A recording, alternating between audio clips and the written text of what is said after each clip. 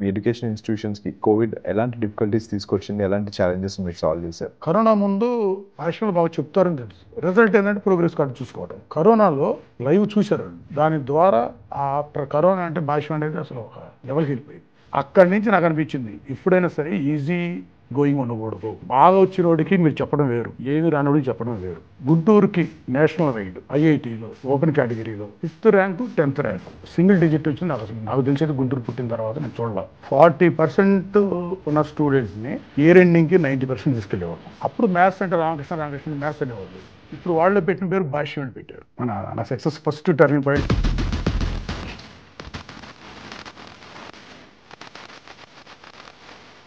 తను డిగ్రీ చదువుతున్న సమయంలో ఇంటి పక్కన వాళ్ళు మా అబ్బాయికి కూడా మ్యాథమెటిక్స్ చెప్పండి అని చెప్పి వాళ్ళ పిల్లవాడిని పక్కన కూర్చోబెట్టడం మొదలుపెట్టాట. అలా ట్యూషన్స్ చెప్పడం మొదలుపెట్టి తన ఇంటి పేరుతోనే ఒక బ్రాండ్ అంటూ క్రియేట్ చేశారు. ఈరోజు మనతో ఉన్నారు ద భాష్యం ఫౌండర్. ఆయనతో మాట్లాడి టర్నింగ్ పాయింట్ విశేషాలు ఏంటో తెలుసుకుందాం. Ramakrishna garu, thank you so much for joining way two news sir. ఎలా ఉన్నారు? వే2 న్యూస్ వ్యూవర్స్ అందరికీ నమస్కారం. బాగున్నాను. ఓకే ఆదిత్య, నువ్వు ఎలా ఉన్నావు? All good sir, all good sir. మీ బ్రాండ్ స్టోరీ ఏంటి అన్నది కొద్ది గొప్ప నాకు తెలుసు, బట్ ఫుల్ ఫ్లెడ్జ్గా తెలియదు. బట్ తెలుగు రాష్ట్రం ప్రజలకి మిమ్మల్ని మీరు ఇంట్రడ్యూస్ చేసుకోవాలి అంటే ఎలా ఇంట్రడ్యూస్ చేసుకుంటారు? మ్యాథ్స్ అంటే ఉద్దరా బాబు అనే స్థాయి నుంచి మ్యాథ్స్ అంటేనే ముద్దు అనే స్థాయికి తీసుకొచ్చిన భాష్యం రామకృష్ణ. ప్రతి ఇంట్లో రోజు డిస్కషన్ ఉంటుంది, పరిచయం అక్కర్లేదు. Understood sir, done. Sir, the story of Bhashyam ఎలా స్టార్ట్ అయింది? మీ బాల్యంలో స్టార్ట్ అయిందా, లేకపోతే ఎలా స్టార్ట్ అయింది అనేది చిన్న ఇంట్రో ఏమన్నా? మాది చిన్న పల్లెటూరు, అమరావతి మండలం, ఎనిగిపాడు గ్రామం అని ఒక 100 ఫ్యామిలీస్ ఉంటాయి. చిన్నప్పుడు చూస్తే ఏ ఫెసిలిటీస్ లేవు. అంటే బస్ ఫెసిలిటీ కూడా లేదు. ఇప్పటికీ బస్ ఫెసిలిటీ లేదు ఆ ఊరికి, అవసరం కూడా లేదు. బస్ ఫెసిలిటీ అవసరం కూడా లేదు ఆ ఊరికి, అంత స్థాయిలో ఉంది ఆ ఊరు ఇప్పుడు. ఆ ఊరిలో పుట్టి పెరిగే క్రమంలో ఒక చిన్న ప్రైమరీ స్కూల్ ఉండేది. నూతలపాటి తిరుపతి గారని ఒక టీచర్. మా నాన్నకు కూడా ఆయనే టీచర్ అంట. మరి మా తాతగారికి తెలియదు కానీ ఇది, మా నాన్నగారికి ఆయనే టీచరు, నాకు కూడా ఆయనే టీచరు. ఊర్లో పరిస్థితి ఎట్లా ఉంటుందంటే, పొలంకి పంపిస్తే పని చేసుకొని 4 డబ్బులు సంపాదించుకోవచ్చు, పూట గడవచ్చు అనే పరిస్థితిలో ఉన్న ఊరది. ఆ టైంలో మరి మా పేరెంట్స్ మా అబ్బాయి చదవాల్సిందే ఎట్టి పరిస్థితుల్లో అని చెప్పి మన పని పంపించకుండా స్కూల్కి పంపించడం, తిరుపతి మాస్టర్ చేతిలో చక్కగా రాణించడం జరిగింది. 5th క్లాస్ వరకు అది జరిగింది. 5th క్లాస్ అయిపోయిన తర్వాత ఏంటి పరిస్థితి అంటే, ఇక అమరావతి వెళ్ళాలి. 8 కిలోమీటర్ల దూరం ఉంటుంది అది. ఆ 8 కిలోమీటర్స్ డైలీ నడిచి వెళ్ళాలి, నడిచి రావాలి. నేనని కాదు, ఈ ఊళ్ళో ఎవరైనా సరే అంతే. అట్లనే సరే ఇంట్రెస్ట్ ఉన్నోళ్ళు మా ఫ్రెండ్స్ వాళ్ళందరం కలిసి 8 కిలోమీటర్స్, అప్పట్లో చెప్పులు కూడా లేకుండా నడవటం అనేది, అంటే అట్లా ఉండేది ఊరు పరిస్థితి అది. అలా చదివే క్రమంలో ఒక 6th, 7th, 8th క్లాస్ రన్నింగ్లో ఉన్నప్పుడు, మరి దాని ఫ్యాక్షన్ అనాలో ఏమనాలో తెలియదు కానీ, 2 వర్గాలు కొట్టుకుంటూ ఉండేవాళ్ళు. అది ఎందుకో సీరియస్, నేను 8th క్లాస్లో ఉన్నప్పుడు బాగా సీరియస్ అయింది ఆ టాపిక్. అది అవి అటోళ్ళు ఇటోళ్ళు కొట్టుకోవటం, వాళ్ళు వీళ్ళు చనిపోవటం. అందులో మా బాబాయ్ ఉన్నాడు దాంట్లో. మా బాబాయ్ కూడా చనిపోతే ఇక జెంట్స్ అందరూ ఏంటి, ఎస్కేపింగ్ లేదా జైలు దొరికితే. ఆ పరిస్థితిలో ఉన్నప్పుడు మరి మా అమ్మ లాభం లేదు, ఈ ఊళ్ళో ఉంటే అబ్బాయి చదువు సాగదని తీసుకొని ఆమె ఊరు తీసుకొచ్చి ఒక residential school, missionary residential school అంటే పేద పిల్లల కోసం పెట్టిన ఒక స్కూల్, దాంట్లో జాయిన్ చేసింది. అది ఫస్ట్ టర్నింగ్ పాయింట్. ఓకే, అది నా సక్సెస్ ఫస్ట్ టర్నింగ్ పాయింట్. అమ్మ చేసిన పని అక్కడే ఉండింటే ఇంకా ఎట్లా ఉండేది తెలియదు. మరి ఆ టర్నింగ్ పాయింట్ ఫస్ట్ జాయిన్ చేసింది. ఆ స్కూల్ కూడా పేద పిల్లల కోసం ఫ్రీగా పెట్టిన స్కూల్. నాలాంటి వాళ్ళ దగ్గర 3 మంత్స్కి ఒక 80 రూపీస్ కట్టించుకుంటారు ఫీజు, 3 మంత్స్కి. అంటే ఇంత ఫెసిలిటీస్ ఉంటే మీరు అబ్జర్వ్ చేయొచ్చు. అది ఆ స్కూల్లో చదువుకున్నాను 9th, 10th క్లాస్ కూడా. అప్పుడు మాకు మ్యాథ్స్ బాలశౌరి గారని మాస్టర్ ఉన్నారు, బాగా ఇన్స్పైర్. మ్యాథ్స్ అంటే బాగా ఇంట్రెస్ట్, అంటే మొదటి నుంచి మ్యాథ్స్ అంటే ఇంట్రెస్టే. రైట్. ఆయనతో ఇంకొంచెం బాగా వచ్చింది. అది 10th క్లాస్ వరకు కంప్లీట్ చేసిన తర్వాత ఫైనాన్షియల్ క్రైసిస్. మళ్ళీ అప్పుడు అమ్మకి అమ్మ దగ్గర ఇన్కమ్ ఉండదు, చిన్న పనులు చేసుకోవడం తప్ప. ఆ టైంలో అమ్మకి ఒక బ్రదర్ ఉన్నాడు, నర్సరావుపేటలో లెక్చరర్గా పనిచేస్తున్నాడు. ఆయనకు అప్పచెప్పింది నన్ను తీసుకెళ్ళి, మా అబ్బాయిని ఎట్ట కూడా ఇంటర్మీడియట్ చదివచ్చు అని. ఆ ఇంటర్మీడియట్ చదివించాడంటే ఆయన తీసుకెళ్ళి చదివించాడు. 2 ఇయర్స్ ఇంటర్మీడియట్ అయిపోయింది. అయిపోయిన తర్వాత మళ్ళీ నెక్స్ట్ ఏంటి వాట్ నెక్స్ట్. అప్పుడు గుంటూరులో చిన్న ఒక ఇల్లు తీసుకొని అమ్మ జేకేసీ కాలేజీలో అప్లికేషన్ పెట్టించింది. అప్పుడు ఫీజు కూడా ఫీజు చాలా తక్కువ అప్పుడు. యాక్చువల్గా అయితే ఇయర్లీ 900 ఉంటుంది ఆ రోజుల్లో. ఒక సేవా సంస్థ ఉంది, దానికి అప్లై చేసుకుంటే హాఫ్ ఫీజు వాళ్ళు స్కాలర్షిప్ ఇస్తారు. అది తీసుకొని ఫీజు కట్టి స్టార్ట్ చేశాను. డిగ్రీ స్టార్ట్ అయింది. లక్కీగా ఏంటంటే నేను రోజు చదువుకునేటప్పుడు చుట్టుపక్కల ఇళ్లలో ఒక లేడీ వచ్చి మా అబ్బాయిని కూడా కూర్చోబెట్టి చదివించుకోయా నీ దగ్గర, మా వాడు కూడా నువ్వు చదువుకుంటున్నావు నీ పక్కన కూర్చోబెట్టి చదివించు చాలు అని వచ్చింది. 4th క్లాస్ ఆ అబ్బాయి. ఆ అబ్బాయి వచ్చి కూర్చుంటే ఎందుకో మ్యాథ్స్ సరిగ్గా చేయకపోతుంటే ఎందుకు అని చెప్పి చిన్నగా చెప్పడం మొదలుపెట్టాను.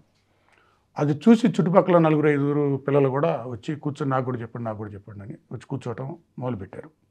అది సెకండ్ టర్నింగ్ పాయింట్. ఓకే. అది ట్యూషన్ స్టార్టింగ్ అనమాట. అది ఏది డిగ్రీ ఫస్ట్ ఇయర్లో ఉన్నప్పుడే ట్యూషన్ స్టార్టింగ్.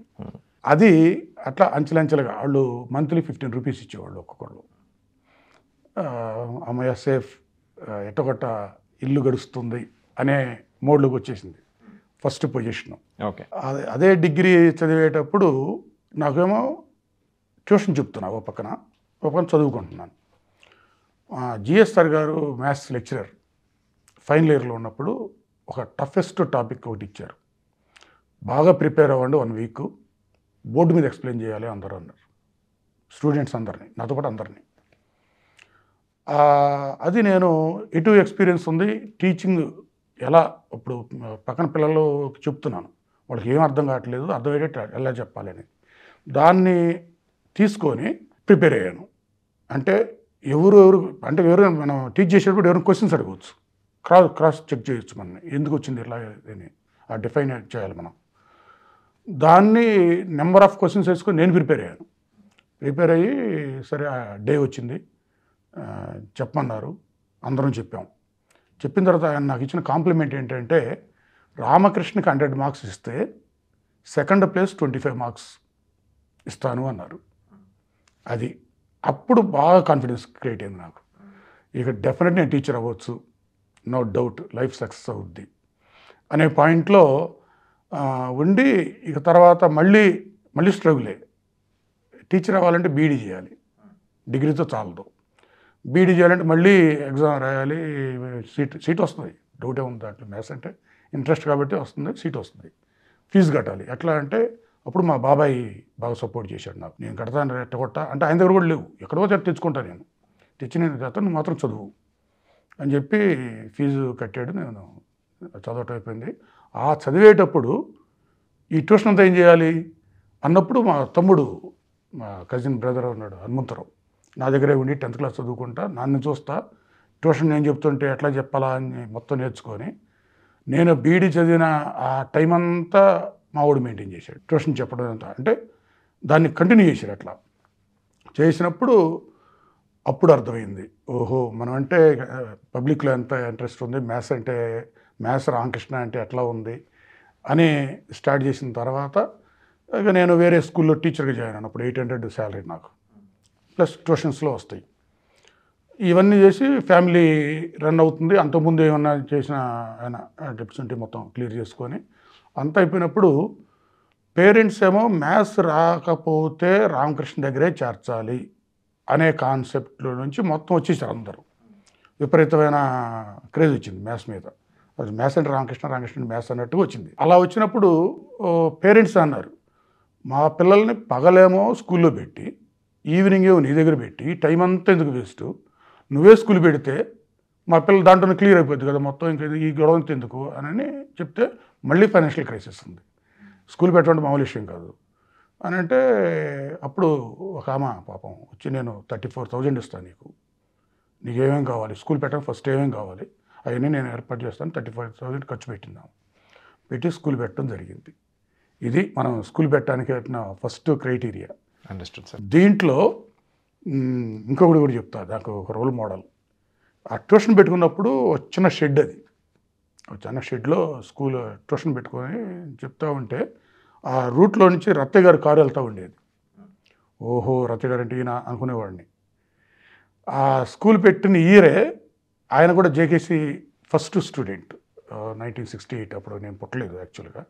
ఆయన ఫస్ట్ స్టూడెంట్. నేను స్కూల్ పెట్టినప్పుడు సిల్వర్ జూబ్లీ జరుగుతుంది జేకేసీలో. ఆయన ఫస్ట్ స్టూడెంట్ కాబట్టి ప్లస్ ఫ్లరిష్‌లో ఉన్నారు కాబట్టి ఆయన గెస్ట్‌గా పిలిచారు. మమ్మల్ని ఓల్డ్ స్టూడెంట్స్ కాబట్టి వర్క్ ఇన్విటేషన్ ఇచ్చారు. మేము కూడా వెళ్ళాం. వెళ్ళినప్పుడు ఒక్కొక్కరిని పరిచయం చేసుకోమంటే స్టేజ్ ఎక్కి నా పేరు రామకృష్ణ, మొన్ననే స్కూల్ పెట్టాను అని రత్తయ్య గారికి వెళ్ళి చూసి, ఈయనంత అవ్వాలనుకుంటున్నాను అన్న. జనం అంతా నవ్వారు. సర్లే అది పెద్ద వాస్తవం కూడా మరి ఆ డైలాగ్ అంటే పెద్ద డైలాగ్ కదా వాస్తవాన్ని వాడింది. నవ్వారు. సరేలే చూద్దాం ఏముందో అంటాను. అది మా స్టాఫ్ నేను తమ్ముడు కాకుండా ఇంకొక 6 8 మంది స్టాఫ్ ఉన్నాం దాంట్లో స్కూల్ పెట్టినప్పుడు. ఈ 8 మంది సీరియస్గా తీసుకున్నారు. ఎందుకు అవ్వం, రత్తయ్య గారు అంత అవ్వలేమా అని అది రోల్ మోడల్గా తీసుకొని స్టార్ట్ చేయడం జరిగింది. దాన్ని ఇన్స్పిరేషన్గా తీసుకున్నాం. ఒకసారి రత్తయ్య గారు కూడా అయ్యవ నా అంతా అన్నారు. అంటే మీ అంత కాలేదు కానీ మీరు నేను అన్నప్పుడు మీరు ఎంత ఉన్నారో అంత మాత్రం అయ్యానని చెప్పి అది జరిగింది. ఓకే. భాష్యం అనే పేరు అసలు ఎలా వచ్చింది, దాని అర్థం ఏంటి, మీరు ఎలా తీసుకొచ్చారు దాన్ని? భాష్యం అంటే అది మా సర్నేమ్. దాని మీనింగ్ ఇంటర్ప్రిటేషన్ అంటే నాకు అర్థం చెప్పటం, దేని గురించైనా అర్థం చెప్పటం. ఆ పేరెంట్సే చెప్పారు, మీ అంత మంచి ఇంటి పేరు పెట్టుకొని దాన్ని కాకుండా వేరే ఎందుకు పేర్లు ఆలోచిస్తారండి అని చెప్పినప్పుడు భాష్యం అనే పెట్టాం. పెట్టినప్పుడు ఫస్ట్ స్టార్ట్ చేసినప్పుడు 186 మెంబర్స్ జాయిన్ అయ్యారు స్టూడెంట్స్. పేరెంట్స్ జాయిన్ అవ్వడం పేరెంట్స్ జాయిన్ చేశారు. అందులో 92 10th క్లాస్ ఉన్నారు. 92 అవుట్ ఆఫ్ 186 92 10th క్లాస్ అంటే ఆశ్చర్యం వేసింది అసలు. ఎందుకంటే పెద్ద పెద్ద స్కూల్స్ ఉన్నాయి. నేనేదో చిన్న ఒక ఇంట్లో వాళ్ళు ఇచ్చిన పేరెంట్స్ ఇచ్చిన డబ్బులతో అడ్వాన్స్ పెట్టి ఒక చిన్న ఇంట్లో స్టార్ట్ చేసిన స్కూల్లో 92 10th క్లాస్ జాయిన్ అవ్వటం అంటే వాళ్ళ కాన్ఫిడెన్స్ లెవెల్స్ చూడండి మన మీద ఎంత ఉన్నాయి అనేది. అంటే వాళ్ళ నమ్మకం, ఇక్కడ జాయిన్ చేస్తే డెఫినెట్గా సక్సెస్ చేస్తాడు అనేది ఆ రోజుల్లో నమ్మకం. ఇప్పుడు 10th క్లాస్ అంటే జనరల్ ఒక 5 మెంబర్స్ 10 మెంబర్స్ వస్తే గ్రేడ్ ఫస్ట్ స్కూల్ పెట్టినప్పుడు. కానీ out of 186 92 members 10th class రావటం, అందులో ఆ రిజల్ట్లో అప్పట్లో 500 అబోవ్ 9 మెంబర్స్కి వచ్చింది. ఆ రిజల్ట్ ఇక వెనక తిరిగి చూసుకునే పని లేకుండా step by step every year double అవ్వటం, క్యాంపస్లన్నీ పెంచుకుంటూ పోవటం. Understood sir. అదే జరిగింది. Understood sir. సార్, మ్యాథ్స్ అంటే భాష్యం అంటే మ్యాథ్స్ అనే ఒక స్టేట్మెంట్ ఏదైతుందో చాలా పాపులరైజ్ అయిపోయింది కదా బయట. అది ఎలా వచ్చింది అసలు ఇన్స్టిట్యూషన్కి? ఫస్టే చెప్పాను, ట్యూషన్ చెప్పేటప్పుడు మ్యాథ్స్ గురించే చెప్పాను. ట్యూషన్లో జాయిన్ చేసేటప్పుడు కూడా మ్యాథ్స్ రాని వాళ్ళనే జాయిన్ చేసేవాళ్ళు. 40% ఉన్న స్టూడెంట్ని ఇయర్ ఎండింగ్కి 90% తీసుకెళ్ళేవాళ్ళం మ్యాథ్స్లో, ఇది ట్యూషనే. అలా అప్పుడు మ్యాథ్స్ అంటే రామకృష్ణ మ్యాథ్స్ అనేవాళ్ళు. ఇప్పుడు వాళ్ళే పెట్టిన పేరు భాష్యం అని పెట్టారు. వాళ్ళు ఏం చేస్తే ఇప్పుడు మ్యాథ్స్ కోసమే కాకుండా అన్ని సబ్జెక్ట్స్తో వస్తున్నారు మన దగ్గరికి, అన్ని సబ్జెక్ట్స్తో వస్తున్నారు. వచ్చినప్పుడు మనం ఫస్ట్ వచ్చినప్పుడు వాళ్ళ మార్క్ లిస్ట్ తీస్తే లీస్ట్ మార్క్ మ్యాథ్స్ ఉంటే ఎక్కువ మందికి, అవుట్ గోయింగ్ అప్పుడు హైయెస్ట్ మ్యాథ్స్ ఉంటుంది. వచ్చినప్పుడు లీస్ట్ మ్యాథ్స్, వెళ్ళేటప్పుడు హైయెస్ట్ మ్యాథ్స్. అలా మా టీము అలా. బెస్ట్ ఎగ్జాంపుల్ ఏంటంటే ఒక ఎగ్జామ్ రాసి వచ్చిన తర్వాత, మ్యాథ్స్ పబ్లిక్ ఎగ్జామ్ రాసి వచ్చిన తర్వాత మా మ్యాథ్స్ టీం అంతా కూర్చుంటే క్వశ్చన్ పేపర్ చూస్తే, ఆ క్వశ్చన్ పేపర్ చూసి ఆన్సర్స్ తెలియవు, అప్పుడే కదా వచ్చేవాళ్ళు. క్వశ్చన్ పేపర్ చూసి పలానా స్టూడెంట్కి, ఎవ్రీ స్టూడెంట్, ఈ స్టూడెంట్కి ఇన్ని మార్క్స్ వస్తాయి, ఈ స్టూడెంట్కి ఇన్ని మార్క్స్ వస్తాయి అంటే వాళ్ళ క్యాలిక్యులేషన్ ఏ రేంజ్లో ఉందో చూడండి. స్టాఫ్ అంటే మా టీం ఎగ్జామ్ రాసి ఇచ్చిన తర్వాత ఆ క్వశ్చన్ పేపర్ చూసుకొని ఈ అబ్బాయికి ఇన్ని వస్తాయి, ఈ అమ్మాయికి ఇన్ని వస్తాయి, ఈ అబ్బాయికి ఇన్ని వస్తాయి, ఈ అమ్మాయికి ఇన్ని వస్తాయి చెప్పగలుగుతున్నారంటే అది ఎవాల్యుయేషన్ మన స్టాఫ్ చేసిన పని. ఇదంతా చూసి, ఇదే కాదు ఇంటర్నేషనల్లో కూడా ఇప్పుడు ఒలింపిక్స్లో ఒక మనకు మెడల్ వచ్చింది అనుకోండి, ఎట ఫీల్ అవుతాం. అంటే ఇంటర్నేషనల్ ఒలింపియాడ్లో, మ్యాథ్స్ ఒలింపియాడ్లో భాష్యంకి మెడల్స్ వచ్చినాయి అంటే, ర్యాంక్స్ వచ్చినాయి అంటే అర్థం చేసుకోండి. అది అంత చేసినప్పుడు ఇక ఆటోమేటిక్గా ఇప్పుడు మీరు ఎక్కడికైనా వెళ్ళి అడగండి, ఏదైనా ఒక క్యాంపస్కి వెళ్ళండి, ఏంది భాష్యం అంటానండి, భాష్యం అంటే మ్యాథ్స్, మ్యాథ్స్ అంటే భాష్యం, పిల్లల గోలది. అంటే అంత ఇన్వాల్వ్ చేసుకున్నారు వాళ్ళు. Understood sir. నేను అదే మ్యాథ్స్ మీద ఉండే ఇంట్రెస్ట్ ఎలా అంటే బీఈడీ చదివేటప్పుడు డెమోస్ ఇవ్వాలి మేము. అంటే రిటర్న్ ఎగ్జామ్స్ వేరు, డెమో క్లాసెస్ వేరు. అప్పుడు డెమో క్లాసెస్ అంటే జనరల్గా ఏం చేస్తారంటే అందరూ ఈజీ టాపిక్ తీసుకుంటారు, తీసుకొని చెప్తారు, మార్క్స్ వేసుకుంటారు, వస్తారు. ఆ టైంలో నేను ఎందుకో దానవీర సూర్యకర్ణ సినిమా చూశాను. చూస్తే దుర్యోధన్ హీరో, అది మరి అని యాక్చువల్లీ విలన్ ఆయన హీరో చేశారు ఎన్టీ రామారావు గారు. 4 గంటల సినిమా 40 రోజుల్లో తీసి జనాలను మెప్పించారు ఆయన. అప్పుడు నాకు అనిపించింది, మనం అన్నీ ఈజీగా ఎందుకు చేయాలి, కొంచెం కష్టమైన ఎందుకు చేయకూడదు అనే ఒక ఆలోచన వచ్చింది. అప్పుడు ఒక టఫెస్ట్ టాపిక్ ఒకటి సెలెక్ట్ చేసుకున్నా. అందరిలా కాకుండా, అందరూ ఈజీగా చేస్తున్నారు, నేను అట్లా కాకుండా దాని మొత్తం అన్నిటిని ప్రిపేర్ చేసుకుని వెళ్ళాను. వెళ్ళినప్పుడు అది గవర్నమెంట్ స్కూల్లో చెప్పాలి మనం. పిల్లలందరూ కూర్చొని ఉంటారు కింద, ఒక ఇద్దరు మాస్టర్స్ కూర్చుంటారు జడ్జెస్ లాగా. ఏ టాపిక్ తీసుకున్నావు నువ్వు అని అడిగారు. ఆ టాపిక్ పేరు చెప్తే వాళ్ళు స్టన్ అయ్యారు. స్టన్ అయ్యి ఎలా అర్థమైంది పిల్లలకి అన్నారు. ఒక 10 minutes ఎక్కువ టైం ఇస్తే నేను చెప్తాను సార్ బ్రహ్మాండంగా అని చెప్పాను. అందరిలా కాకుండా కొంచెం 10 minutes. అవును సరే ఇస్తాం, అసలు ఈ టాపిక్ ఎందుకు తీసుకున్నావు అన్నారు. అర్థమయ్యేది చెప్దామనండి అన్న. నువ్వు ఈ టాపిక్ తీసుకున్నందుకు నీకు 50 marks ఇస్తున్నాం, నువ్వు చెప్పలే ఇంకా, నువ్వు ఈ సెలెక్ట్ చేసుకున్నందుకు 50 marks ఇస్తున్నాం, అందుకు మిగతా పిల్లలు కూడా అర్థమయ్యేది చెప్తే ఆ 50లో ఎంత వస్తాయో చూద్దాం, అది నీ మార్క్స్ అన్నారు. చెప్పాను, 98 వచ్చినాయి మొత్తం. ఓకే. అక్కడి నుంచి నాకు అనిపించింది ఎప్పుడైనా సరే ఈజీ గోయింగ్ ఉండకూడదు. ఒక టఫెస్ట్ పాయింట్ సెలెక్ట్ చేసుకుంటే ఎన్టీ రామారావు గారు ఎలా చేశారో, మనం ఎట్లా ఆ టాపిక్ తీసుకుని చెప్పామో అప్పుడు అది రావాలనే ఉద్దేశంతో అప్పటి నుంచి మా స్టాఫ్ కూడా అందరూ చెప్పేది అదే. బాగా వచ్చినోడికి మీరు చెప్పడం వేరు, ఏమి రానోడికి చెప్పడం వేరు. ఏమి రానోడికి చెప్తే ఒక లెవెల్లో చెప్తాడు పోయి, బాగా వచ్చినోడు చెప్తే నాకు ఆల్రెడీ వచ్చు కదా అని చెప్పి కొంచెం ఈగో ఉండకపోవచ్చు, చెప్పలేము. అలా దీనికి కూడా ఒక ఎగ్జాంపుల్ ఉంది. ఒక సినిమాకి వెళ్తాం, బాల్కనీలో కూర్చొని బయటకు వచ్చి బాగుందో బాగా చెప్పడం, నేలలో కూర్చొని చెప్తాడు. ఆ టాపిక్ మీద అది ఎగ్జాంపుల్ చెప్పి ఎవరైతే స్లోగా ఉన్నారో వాళ్ళని అట్మోస్ట్ తీసుకెళ్ళండి, వాళ్ళ హ్యాపీనెస్ అంత వేరియేషన్ ఉంటుంది. అదే మీరు 95 వచ్చేవాడికి 98 తెస్తే 3% మనం పెంచింది, 40 వాడికి 90 తెస్తే 50% పెంచాం. అది ఈ ఎన్ని ఎగ్జాంపుల్స్ తీసుకొని టీంని బాగా రెడీ చేసుకొని అట్లా సక్సెస్ చేసుకుంటూ వస్తాం. Understood sir. Done sir. State లెవెల్లో ఎస్పెషల్లీ ఆంధ్రప్రదేశ్లో భాష్యం అనే పేరు చాలా మారుమోగింది, మేము విన్నాం, అంతా ఉండింది. కానీ అంతే క్విక్గా తెలంగాణలో కూడా వచ్చేసి చాలా బాగా విస్తరించింది కదా, ఎట్లా అయింది ఆ పాసిబిలిటీ అసలు? గుంటూరులో పెట్టినప్పుడు అదే చెప్పే ఏరియా డబుల్ అవుతూ వస్తుంది, బిల్డింగ్స్ పెట్టుకుంటున్నాం, రెసిడెన్షియల్ కూడా పెంచినప్పుడు దీంట్లో 3-4 టాపిక్స్ ఉన్నాయి. రెసిడెన్షియల్ పెంచుకునేటప్పుడు మా కాన్సన్ట్రేషన్ స్టడీస్ మీద కంటే అటు ఎక్కువ వెళ్తుంది. ఒకటి హైదరాబాద్లో ఏమంటున్నారంటే, హైదరాబాద్ నుంచి గుంటూరు చదువుకోవటం, మేము హైదరాబాద్ నుంచి కొంచెం పెద్ద సిటీకి వెళ్ళాలి కదా, గుంటూరు ఆటమైంది, మీరు ఎందుకు బెటర్ హైదరాబాద్లో అనేది ఒక కాన్సెప్ట్ వచ్చింది.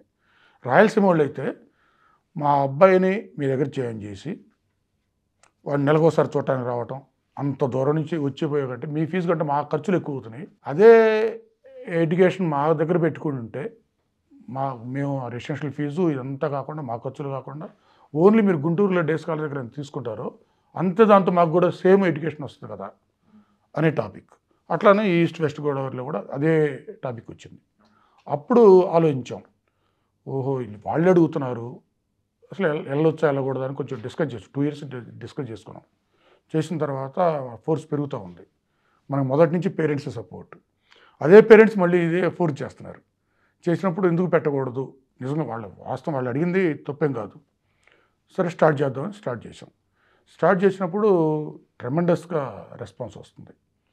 ఆ రెస్పాన్స్ చూసి ఇంత వాంటింగ్ ఉంది ఇక్కడ అనేది చూసుకుంటూ స్ప్రెడ్ చేసుకుంటూ వెళ్ళి. Understood sir. రామకృష్ణ గారు, ఇప్పుడు తెలుగు రాష్ట్రాల్లో ఎన్ని బ్రాంచెస్ ఉన్నాయి భాష్యంవి? 162 బ్రాంచెస్ ఉన్నాయి ఇప్పటికి. ఓకే. హైదరాబాద్ 32, ఆంధ్ర 130. Okay. ఆంధ్రప్రదేశ్ మొత్తం ఉంటాయి. అండ్ ఆపరేషనల్లీ మీరు ప్రతి దాని మీద గ్రాన్యులర్గా ఏం జరుగుతున్నది ఏంటి అనేది గ్రిప్ కంప్లీట్గా ఉంటుంది, క్వాలిటీ వైజ్ కంప్లీట్గా ఉంటుంది. Everything understood. దీంట్లో మీకు ఒకటే ఏం అవసరం లేదు. స్టూడెంట్ ఏదైనా క్యాంపస్కి వెళ్తే ఆ క్యాంపస్ దగ్గర ఎగ్జైటింగ్గా ఉండి ఒక్కసారి క్యాకులేసారంటే అక్కడ రామకృష్ణ ఉన్నట్టే. Okay, understood, got it sir. Right. So sir, ఇన్ని చేసినప్పుడు ఇన్ని బ్రాంచెస్ ఉన్న దగ్గర సిబిఎస్ఈ స్కూల్స్ అనే కాన్సెప్ట్ ఎందుకు రాలేదు భాష్యం నుంచి? వచ్చిందండి. ఓకే. కొంతమంది ట్రాన్స్ఫర్ అయ్యేవాళ్ళు ఉంటారు, రైట్. వేరే స్టేట్స్ నుంచి వస్తా మన దగ్గర జాయిన్ చేసినప్పుడు స్టేట్ అనేసరికి వాళ్ళకి ఆల్రెడీ అక్కడ వేరే సిబిఎస్ఈ చదువుతూ ఉంటారు. మన దగ్గర వచ్చినప్పుడు లేదేంది అనే క్వశ్చన్ వచ్చినప్పుడు ఆలోచన వచ్చింది మనకి సిబిఎస్ఈ పెట్టాలి అని. ఆ సిబిఎస్ఈ పెట్టి కంటిన్యూ చేస్తున్నాం. ఒక టైప్ ఆఫ్ అంటే ఒక సెగ్మెంట్ ఆఫ్ పేరెంట్స్ కూడా సిబిఎస్ఈ కోరుకుంటున్నారు. ఎందుకంటే దాంట్లో ఉండే రూల్స్ వేరుగా ఉంటాయి. ఒక 1.5 ఎకర్ సైట్ ఉండాలి, ఈ రూల్స్ ఉంటాయి. మన స్టేట్లో అంత లిబరల్గా ఉండదు. ప్లస్ ఇక్కడ ఇంకోటి ఏంటంటే ఇప్పుడు సినారియో చూస్తే స్టేట్ సిలబస్కి సెంట్రల్ సిలబస్కి 90% కోయిన్సైడ్ అయిపోతుంది. ఓకే. ఎందుకంటే దీంట్లో కూడా మళ్ళీ వాళ్ళు ఐఐటీస్ కానీ నీట్లు కానీ ఏ ఎగ్జామ్స్ అయినా సరే ఎన్సీఆర్టీ కరికులంని బేస్ చేసుకుని ఇస్తున్నారు. అందుకని మళ్ళీ వాళ్ళు ఒకటి స్టేట్ బోర్డు ఎందుకు సిబిఎస్ఈ ఎందుకు అనే ఉద్దేశంతో ఆల్మోస్ట్ ఈక్వల్ చేస్తున్నారు. కాబట్టి మా స్టేట్ బోర్డు పెట్టినా ఒకటే, సిబిఎస్ఈ పెట్టినా ఒకటే. కాకపోతే ఏంటంటే వీళ్ళు రూల్స్ ఎక్కువ ఉంటాయి, వాళ్ళకి అది కొంచెం టఫెస్ట్ లాగా ఉంటుంది మనకి పెట్టాలంటే. అందుకని కొంచెం స్లో చేసాం, ఇప్పుడు స్పీడ్ చేస్తున్నాం వాటిని కూడా. Okay, understood. Done. CBSE schools 20 schools ఉన్నాయి ఇప్పుడు. Okay, understood. ఇంకా నెంబర్ ఇంక్రీజ్ చేస్తాం వాటి. All right sir, understood. Okay, schools వరకు okay, understood. CBSE understood. But then కాలేజెస్లోకి వెళ్ళాలి అన్న ఆలోచన ఎందుకు వచ్చింది? కాలేజెస్కి వెళ్దామని అసలు ఆలోచన లేదు యాక్చువల్గా. మనంతా స్కూల్కి, నేను టీచర్ని బేసికల్గా వెళ్దామని ఆలోచన లేదు. కానీ స్టూడెంట్స్ చాలామంది మన దగ్గర చదువుతారు. ఒక లేయర్ తీసుకుందాం, టాప్ లేయర్ తీసుకుంటే సపోజ్ ఇద్దరు ఈక్వల్ లెవెల్లో ఉన్నారు. ఆ ఇద్దరు బయటికి వెళ్ళి వేరే కాలేజీలో జాయిన్ అవుతున్నారు. ఒకళ్ళు మంచి ర్యాంకులో ఉంటే ఒకళ్ళు లీస్ట్ ర్యాంకులో ఉంటున్నారు. ఎగ్జాంపుల్ చెప్తున్నాను, అందరని కాదు, కొంతమంది. వాళ్ళు తర్వాత మళ్ళీ మన దగ్గరకు వచ్చినప్పుడు, సార్ మీరే కనుక ఇంటర్మీడియట్ పెట్టుండి ఉంటే మేము ఇద్దరం సేమ్ ఒకే కాలేజీలో చదివి ఒకే కాలేజీలో సీట్ తెచ్చుకొని ఒకే ఐటీలో ఉండేవాళ్ళం కదా. బయటికి వెళ్ళిన తర్వాత అక్కడ ట్రీట్మెంట్ మాకు, ఆ అట్మాస్ఫియరు, ఆ ట్రీట్మెంట్ మాకు మీలా లేకపోయేసరికి మేము ఇట్లా అయ్యాము అని బాధపడటం జరుగుతుంది. సరే మాదంతా అయిపోయింది సార్, ఇప్పుడు ఉన్నోళ్ళ కన్నా కొంచెం ఏమైనా చేయగలరా అన్నారు. లేదా మమ్మీ అట్లా అసలు కాలేజీ ఆలోచనే లేదు అని అంటే మళ్ళీ పేరెంట్స్ వచ్చి మరి మీ ఆ పిల్లలు అటు చెప్తున్నారు కదా, కనీసం ఒక లేయర్ నన్ను తీసుకోండి, అందరిని వదిలేయండి.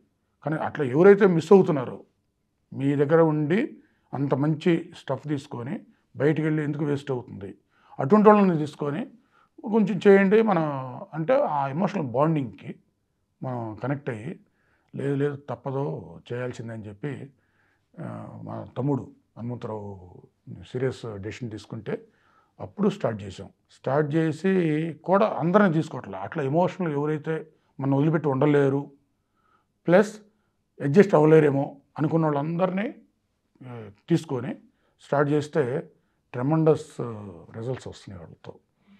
ఆ రిజల్ట్ ఎట్లా ఉంటుంది అంటే దాన్ని షేర్ చేసుకోవాలంటే, గుంటూరుకి నేషనల్ వైడ్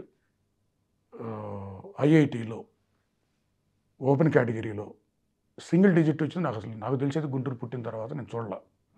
అటువంటిది last year 5th rank 10th rank అంటే చూడండి, టాప్ 10లో వేస్తారు. అంటే మా ఇన్స్టిట్యూషన్ పేరు రాయరు, ఏదో కంట్రీలో ఉన్న అన్ని నేమ్స్ ఉంటాయి కదా. 5th ర్యాంక్ ఎదురు గుంటూరు, 10th ర్యాంక్ ఎదురు గుంటూరు.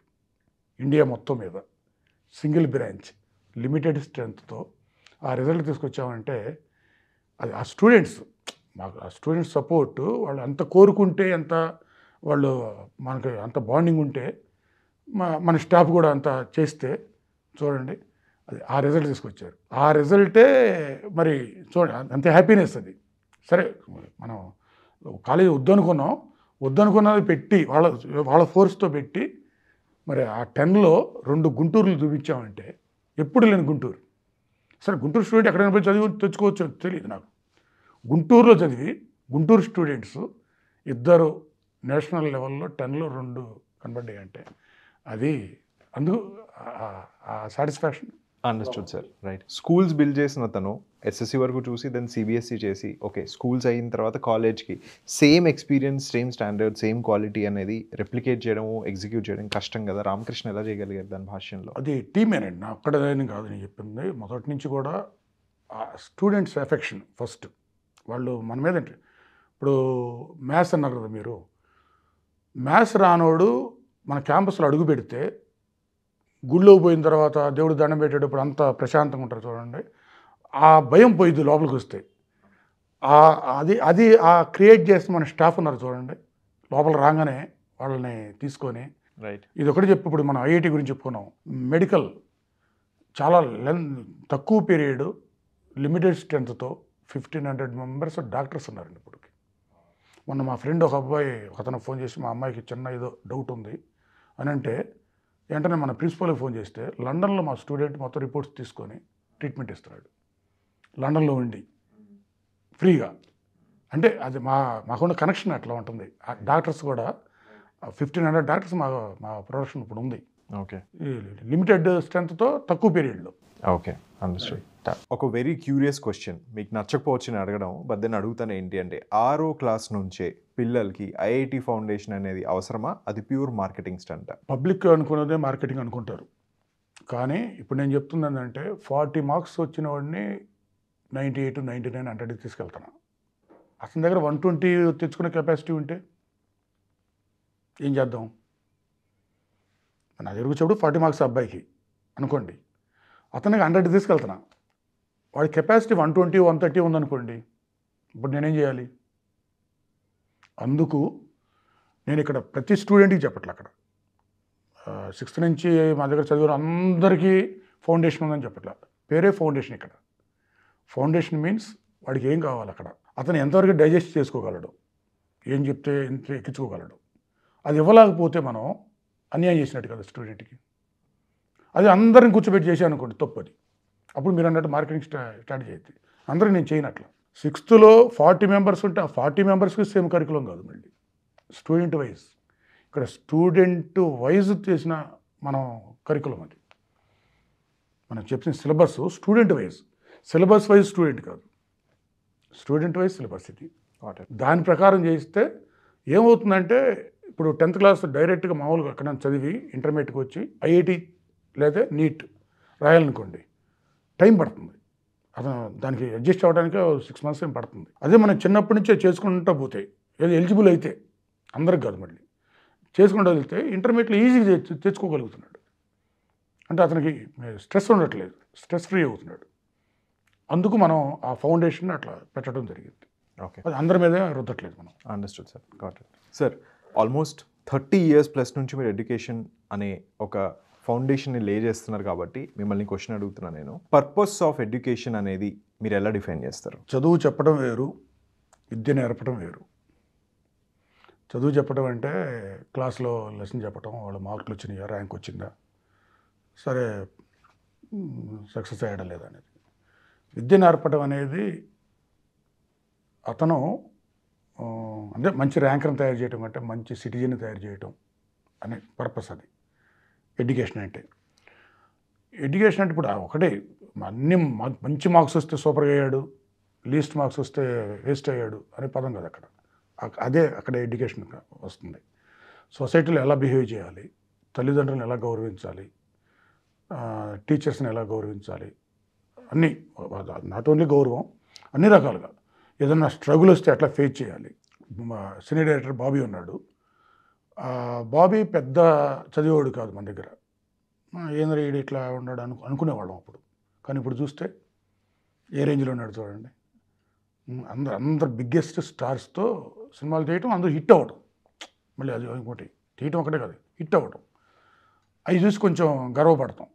అందుకని మేము చెప్పేది అంటే ఎడ్యుకేషన్లో నాట్ ఓన్లీ స్టడీస్, అన్ని యాంగిల్స్లో ఎవరు ఏ ఫీల్డ్లో ఉన్నారు. కొంతమంది డ్యాన్స్ బాగా చేస్తారు, కొంతమంది ఏమో స్పోర్ట్స్లో బాగుంటారు, రకరకాలు. కానీ అట్ ది సేమ్ టైం వాళ్ళు సొసైటీకి ఉపయోగపడాలి, వాళ్ళంతటా వాళ్ళు సొసైటీకి ఎంతో కొంత మంచి చేయాలి అని నేర్పడమే ఎడ్యుకేషన్ మీనింగ్.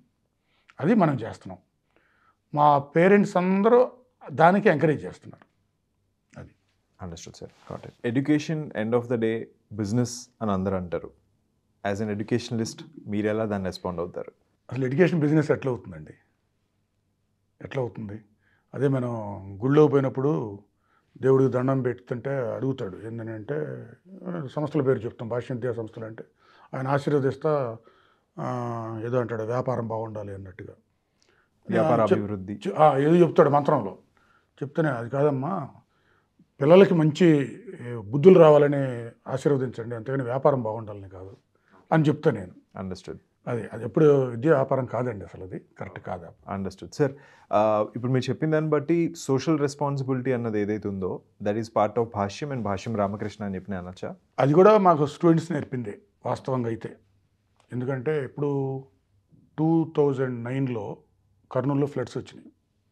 సరే అందరం కూర్చున్నాం, ఏదో అంతా ఏదో జరుగుతుందని.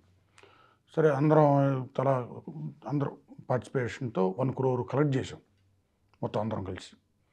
1 crore ఏం చేద్దామంటే ఒక స్టూడెంట్ లేచి, సార్ ఆ ఊళ్ళో అన్నీ మునిగిపోయినాయి, అంతా బురద పేరుకొని అంతా పాడైపోయినాయి.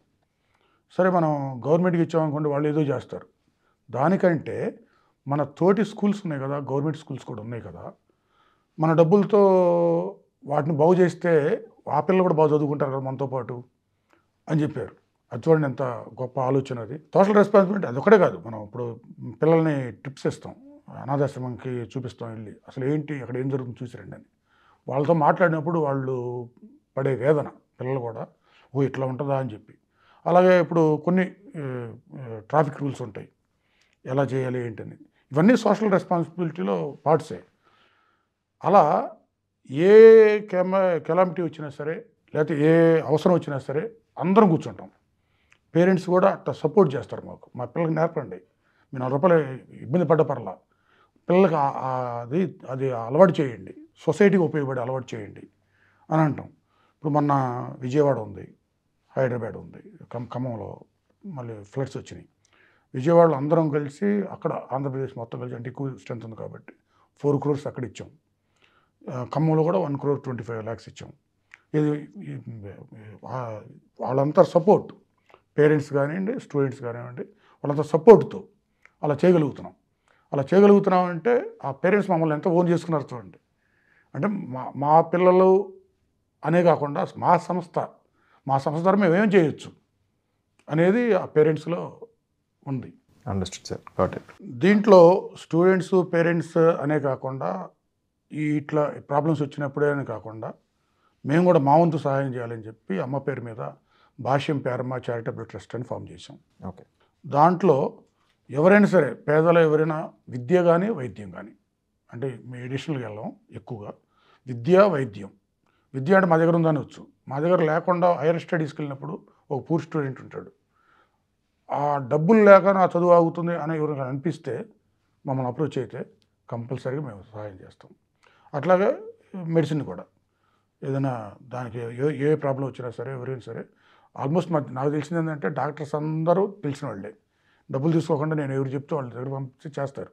అయినా వాళ్ళ లిమిట్ లేని ఖర్చులు ఏమి ఉంటే భాష్యం పేరమ్మ చారిటబుల్ ట్రస్ట్ ద్వారా మేము హెల్ప్ చేస్తూ ఉంటాం. Understood sir. Got it. Sir, ఇంత స్కేల్లో మీరు ఒక సోషల్ రెస్పాన్సిబిలిటీని పెట్టుకొని అటుపక్క ఎడ్యుకేషనలిస్ట్గా యాక్ట్ చేస్తూ డెఫినెట్లీ ఇన్ని బ్రాంచెస్ ఉన్న దగ్గర స్టూడెంట్స్తో ఇంటరాక్ట్ అయ్యే అవకాశం అనేది మీరు కోల్పోతారు కదా? ప్రతి బ్రాంచ్ విజిట్ చేస్తూ ఉంటాను. వాళ్ళ రైటింగ్ స్కిల్స్, రీడింగ్ స్కిల్స్ నాకు ముందు ఇంపార్టెంట్. నాకు అవి బేస్ లైన్స్ అవే కదా. వాళ్ళ సబ్జెక్ట్ ఎంత ఉందని కదా, సబ్జెక్ట్ ఎంత ఉందని ప్రిన్సిపల్ చూస్తాడు, స్టాఫ్ చూస్తారు. నేను వెళ్ళి చెక్ చేసేది అంటే రైటింగ్ స్కిల్ అంతా చెక్ చేస్తూ ఉంటాను.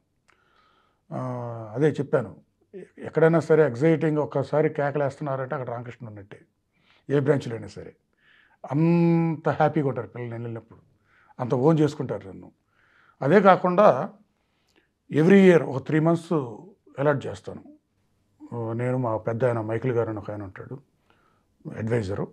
మేము ఇద్దరం శ్రీకాకుళం నుంచి అనంతపూర్ వరకు హైదరాబాద్ 3 months తిరుగుతాం. 10th class ఎగ్జామ్ రాయిపోయే వాళ్ళ దగ్గరికి వెళ్ళి అందరిని కూర్చోబెట్టి 1 hour ఇన్స్పిరేషన్, ఒక మోటివేషన్ క్లాస్ లాగా ఇన్స్పైర్ చేసి చక్కగా ఎగ్జామ్స్ అంటే భయపడొద్దు, టైం వాల్యూ, ఈ పాయింట్స్ అన్నీ చెప్పి చక్కగా ఒక్కొక్కళ్ళతో నా పక్కన కూర్చోబెట్టుకొని ఫోటో దిగుతా. ఫోటో దిగినప్పుడు ఆ ఫోటో మళ్ళీ లామినేషన్ చేసుకొని ఇంట్లో పెట్టుకుంటారు అందరూ, ప్రతి ఒక్కళ్ళు. ఇప్పటివరకు అప్రాక్సిమేట్ 2.5 lakhs అబౌవ్ స్టూడెంట్స్తో దిగా 10th క్లాస్ అయిపోయిన వాళ్ళతో. ఫస్ట్ ఇంట్రడక్షన్లో చెప్పాను, ప్రతి ఇంట్లో నా డిస్కషన్ ఉంటుందని. ఇదే డిస్కషన్. ఎవరి ఇంటికి వచ్చినా ఆ ఫొటోస్ వస్తారు, ఎవరి ఇల్లు అని డిస్కషన్ వస్తూ ఉంటుంది. ప్రతి ఇంట్లో అది ఉంటుంది అనమాట. Understood sir, got it. పిల్లలకి చిన్న వయసు నుంచి ఫౌండేషన్స్ అవి ఇవి okay, that is on one end. పిల్లల్ని మంచి స్కూల్లో పెట్టాలి, that is on one end. స్కూల్లోకి వెళ్ళిన తర్వాత వీళ్ళు చదువుతున్నారా, దట్ ఈస్ వన్ ఎండ్. ఇంటికి వచ్చి చదవాలి, చదవకపోతే ఎట్లా, this is on another end. ఇదంతా కూడా బేసికలీ స్ట్రెస్ కదా. ఆ స్ట్రెస్ అనే దాన్ని ఎలా డీల్ చేస్తారు మీరు? స్ట్రెస్ అనే దాని గురించి మీరు ఏమంటారు? అసలు స్ట్రెస్ ఉంటే కదా, దిస్ ఇస్ నో స్ట్రెస్ అంటారా? మా పిల్లలకు ఉండదు, ఓకే, మా దగ్గరే ఉండదు. Understood sir. ఎందుకు చెప్తున్నానంటే స్ట్రెస్ ఉండదని చెప్పాను నేను. ఎంత చిన్న పిల్లల నుంచి పెద్ద పిల్లలు 10th క్లాస్ వరకు, చిన్న పిల్లలు ఎల్కేజీ పిల్లలైనా సరే వెళ్తే దబక్కన వచ్చి నా దగ్గరికి వచ్చి కూర్చొని ఏదో మాట్లాడుతూ ఉంటారు.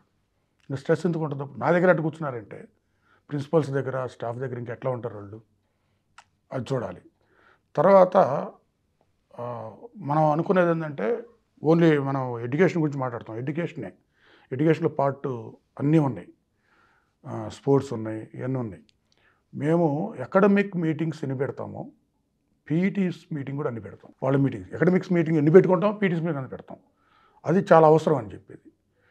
పీఈటీస్ నేను చెప్తా, పీఈటీస్ ట్రైనింగ్ కూడా ఇస్తాం. మళ్ళీ ఎవ్రీ ఇయర్ ఒక 1 week సెంట్రలైజ్ చేసి వాళ్ళకి విపరీతంగా పోలీసు వాళ్ళకి ఇస్తారు చూడండి, అట్లా ఇస్తాం. వాళ్ళకి ఇచ్చి మీకు వచ్చిన దాంట్లో 10% అన్న పిల్లలకి రావాలి. ఆ స్టూడెంట్ చూడగానే రోజు ఏం చేస్తున్నాడో మనకు అర్థం కావాలి, ఆ విధంగా చేస్తాం.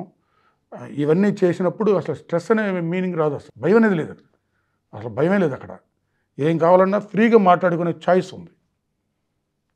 అది ఉండటం వల్ల ఇబ్బంది లేదు అసలు ఎక్కడ. Okay, understood sir.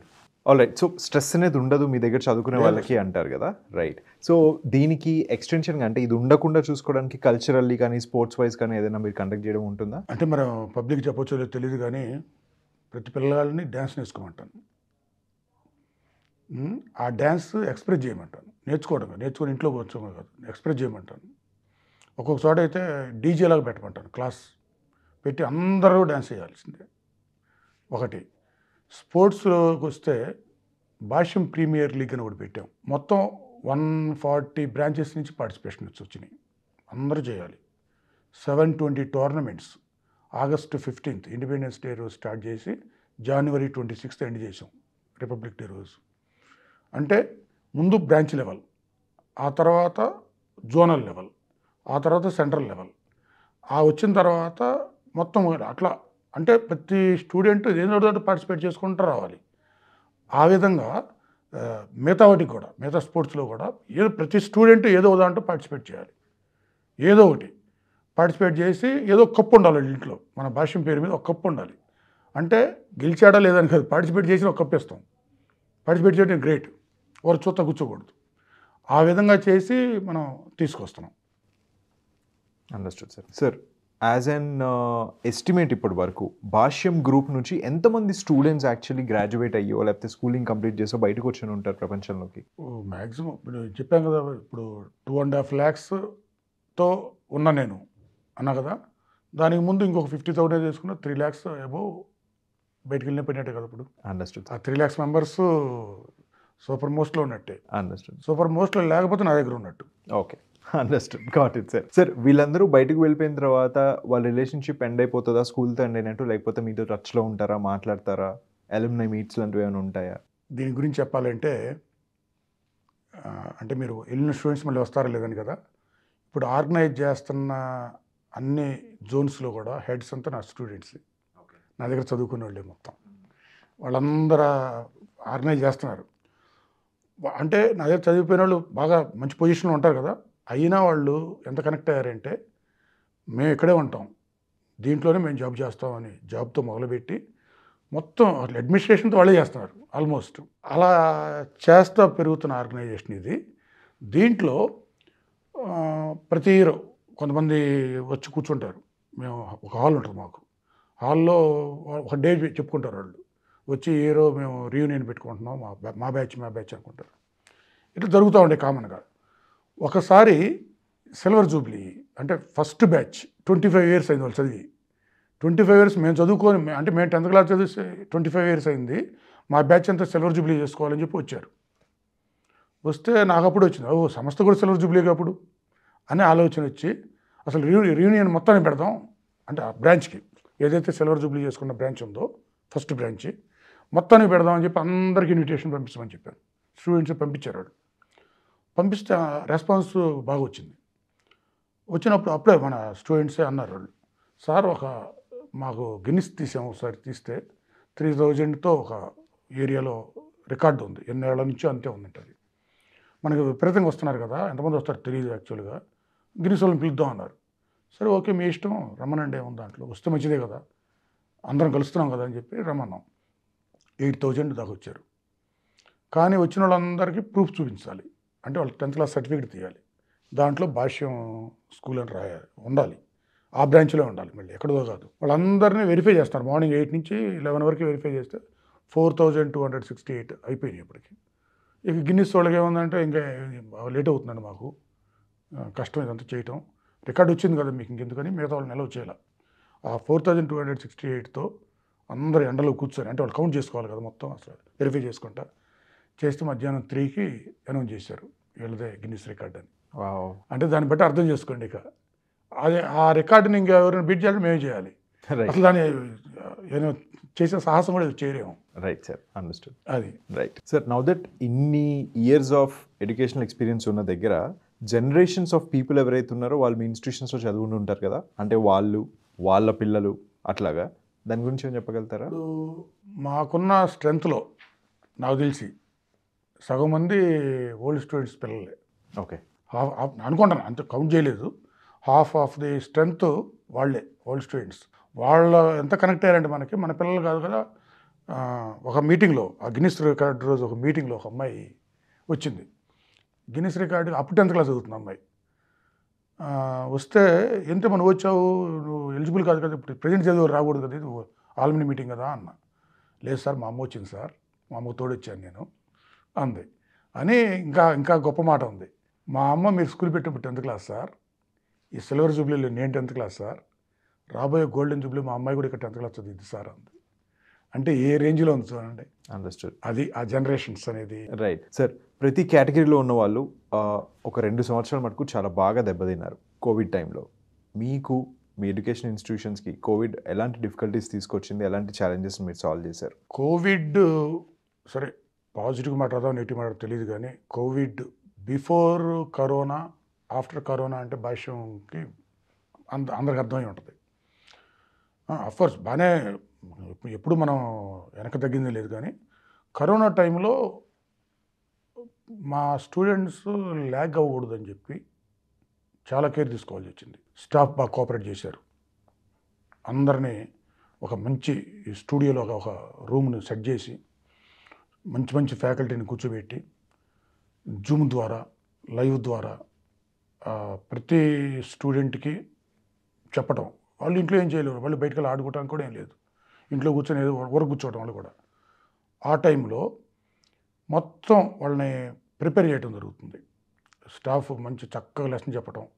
Non teaching వాళ్ళు ఏమో వాళ్ళు ఎంతమంది అటెండ్ అయ్యారు, ఎంతమంది డ్రాప్ అవుతున్నారు, డ్రాప్ అయితే ఎందుకు అవుతున్నారు వాళ్ళ పేరెంట్కి ఫోన్ చేసి చెప్పడం.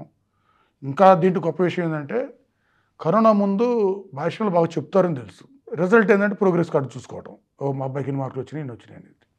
కరోనాలో లైవ్ చూశారు వాళ్ళు, ఓ స్కూల్లో ఎట్లా చెప్తారా అంటే పేరెంట్స్ కూడా ఖాళీగా ఉన్నారు కాబట్టి వాళ్ళ పిల్లలకి చెప్తుంటే తీసుకునే కేర్ కానివ్వండి, వాళ్ళు లైవ్లో చూసిన తర్వాత ఆఫ్టర్ కరోనా ఆ భాష్యం ఒక్క జంప్ అవ్వడానికి కారణం అది.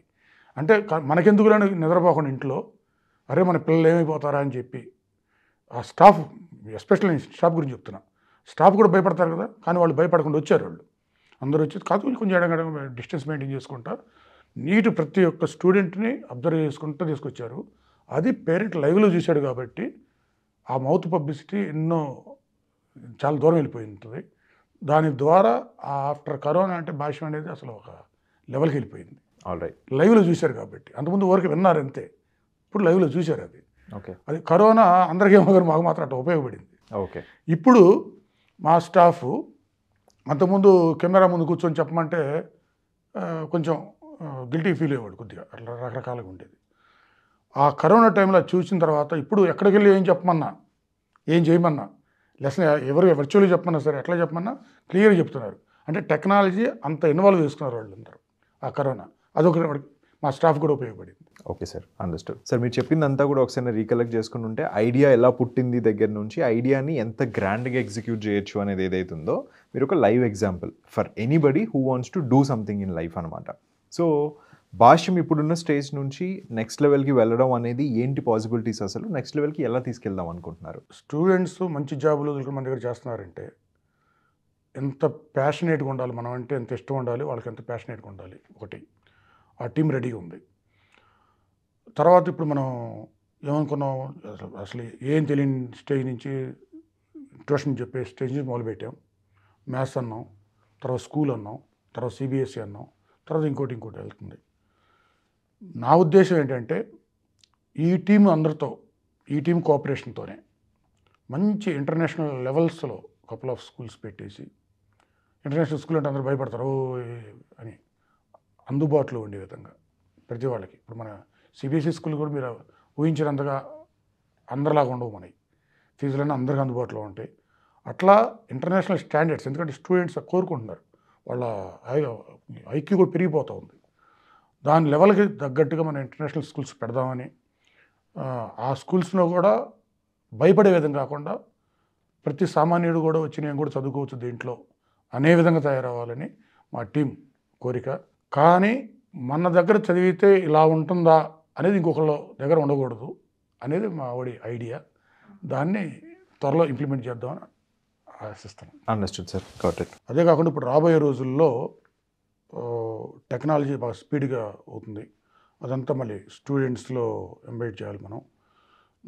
తర్వాత ఫ్యాకల్టీని కూడా దానికి తగ్గట్టుగా తయారు చేసి ఇవ్వాలి.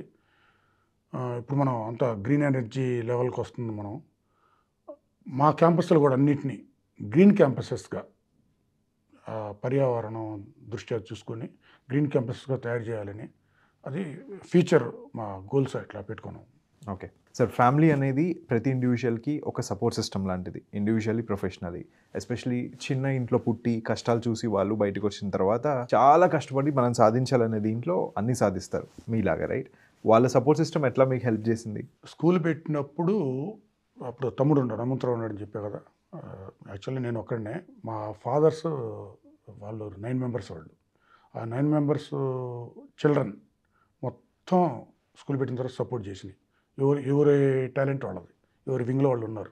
ఎస్పెషల్లీ మా గోపి అని మా బ్రదర్ ఉన్నాడు, నవ్వు. అతను 3000 స్టూడెంట్స్ క్యాంపస్లో ఉంటే 3000 పేరెంట్స్ని స్టూడెంట్స్ని పేరు పెట్టి పిలవగలరు. ఇప్పుడు మా అబ్బాయితో సహా, మా అబ్బాయి ఇంత ఉంది మాకు అని అనుకోడు.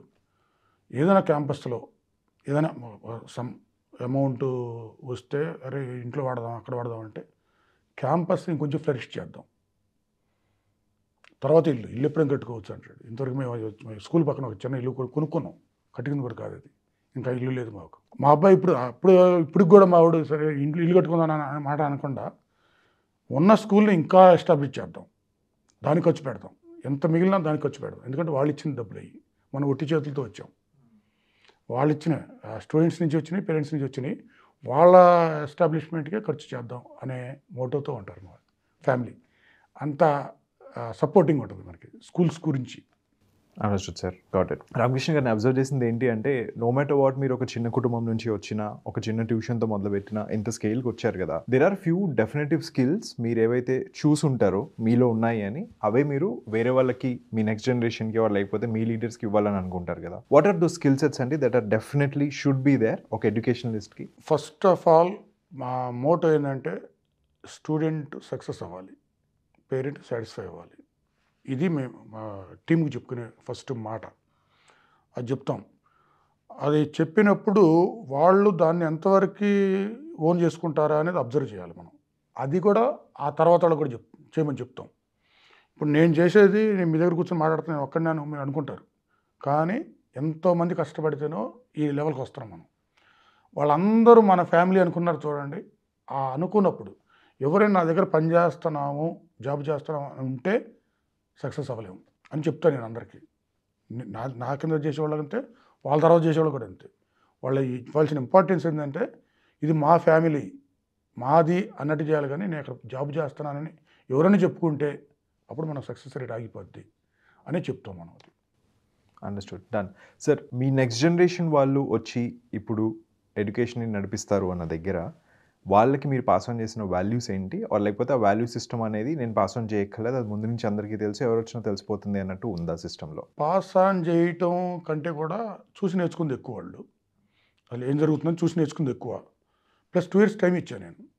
2 years నువ్వు ఏం చేస్తావు చూస్తున్నానని అబ్జర్వ్ చేయమని మా టీం అందరం చెప్పాను. అసలు అబ్జర్వ్ చేయండి ఏం చేస్తున్నాడు. నేను చేసేదానికంటే కొంచెం ఎక్కువ చేస్తున్నాడు అనే ఫీలింగ్ వచ్చిన తర్వాతనే అనౌన్స్ చేశాను నేను. అట్లా ఓకే, అది అంటే వాళ్ళ కాన్ఫిడెన్స్ వాళ్ళందరూ టీం అని చెప్పండి. దీంట్లో ఏంటంటే మా అబ్బాయి అని చెప్పడం, ఇంకొక అబ్బాయి అని చెప్పడం కాదు. ఇక్కడ ఫ్యూచర్ జనరేషన్ ఫ్యూచర్ అంతా నిలబడాలంటే గట్టి వ్యక్తి ఉండాలి. అక్కడ ఎవరనేది ముఖ్యం కాదు అక్కడ. అందుకని ఎక్కువ అబ్జర్వ్ చేయమన్నా. చేస్తే వాళ్ళు చెప్పింది ఏంటంటే, అఫ్కోర్స్ మీరంటే ఏదో చిన్న ఊళ్ళలో పుట్టి చదువుకొని వచ్చారు, అతను ఇంటర్నేషనల్ స్కూల్లో చదివించారు, మొత్తం దేశం అంతా ప్రపంచం అంతా తిప్పారు, అన్నీ నేర్చుకున్నాడు. ఆ నేర్చుకున్న దాంట్లో ఆ టెక్నాలజీ ఉపయోగించి ఇంకొంచెం మీకంటే కూడా బాగా చేయగలడు అని రిపోర్ట్ వచ్చిన తర్వాత అనౌన్స్ చేశాను అనమాట. Understood sir. సార్, కన్సిస్టెన్సీ ఉన్నవాడికి, కోర్ వాల్యూస్ ఉన్నవాడికి కాంపిటీషన్ అనేది ఉండదు జనరల్గా బయట. బట్ దెన్ కాంపిటీషన్ అనేది మీరు ఎలా చూస్తారు? మీకు కాంపిటీషన్ ఉంటే అది ఏంటి అసలు? కాంపిటీషన్ ఉందని నేను ఎప్పుడు అనుకోవట్లేదు. నాకు తెలిసి ఎప్పుడు నాకు కాంపిటీషన్ ఉన్నారు అని నాకు ఎక్కడ అనుకోలేదు. ఎందుకంటే అందరూ ఎవరి వర్క్ వాళ్ళు చేసుకుంటారు, ఎవరి లెవెల్ ఆఫ్ థింకింగ్ వాళ్ళది, ఎవరి బిహేవియర్ వాళ్ళది. మనది పేరెంట్స్తో స్టూడెంట్స్తో ముడిపడి ఉన్న సంస్థ, మేనేజ్మెంట్తో కాదు. Not only management. ఏదైనా జరిగిందంటే వాళ్ళ జరగాలి, వాళ్ళకే జరగాలి. దాంట్లో నా ఇన్వాల్వ్మెంటే ఉండదు. కాంపిటీషన్ ఫీల్ అయితే ఏంటంటే అనవసరమైన నెగిటివ్ థాట్స్ వస్తాయి మనకి. కాబట్టి మనకు అసలు ఏం లేదు. ఇప్పుడు మా స్టూడెంట్కి ఎవరికన్నా ఏదన్నా చిన్న ఇబ్బంది పడితే అది నా కాంపిటీషన్, అంతేగాని వేరే వాళ్ళతోనే పెట్టుకోను. ఇప్పుడు ఎన్ని ర్యాంకులు వచ్చినా ఒక్కడు ఫెయిల్ అయ్యాడంటే పడే బాధ వేరే ఉంటుంది. ఆ బాధ పడకుండా చూసుకోవడమే competition. Understood sir, got it so much. Ramakrishna garu, thank you so much for coming to way two news అండి. మీ లైఫ్ జర్నీ మీరు ఎక్స్ప్లెయిన్ చేసిన విధానం ఏదైతుందో చాలా సింపుల్గా ఇచ్చేసాను అది చేశాను అన్నట్టు ఉంది. కానీ బట్ ఆపోజిట్ సైడ్లో చూసి వింటున్న వాళ్ళకి లేకపోతే ఆడియన్స్కి మటుకు చాలా ఎక్సైటింగ్గా, చాలా థ్రిల్లింగ్గా అనిపిస్తుంది. బికాజ్ ఊళ్ళో పుట్టి చిన్న ట్యూషన్ మాస్టర్గా లేకపోతే ట్యూషన్ టీచర్గా ఒక్క అబ్బాయిని పక్కన పెట్టుకుని మ్యాథ్స్ నేర్పిద్దాం అని అనుకొని 3 లక్షల మందికి ఆల్మోస్ట్ ఒక కెరియర్ ఆపర్చునిటీ, వాళ్ళ ఎడ్యుకేషన్, వాళ్ళ లైఫ్ ఫర్దర్, వాళ్ళ పిల్లలకి, all of that you laying a foundation కదా. It's a real turning point in your life అండి. Actually thank you so much for coming again sir. ఇదే టర్నింగ్ పాయింట్ మా పిల్లలకు కూడా కావాలని కోరుకోండి. Done sir, thank you so much sir. My name is Bhashyam Ramakrishna. నేను భాష్యం విద్యా సంస్థల ఫౌండర్ని. మీరు ఇప్పుడు చూస్తున్నది టర్నింగ్ పాయింట్ వే2 న్యూస్.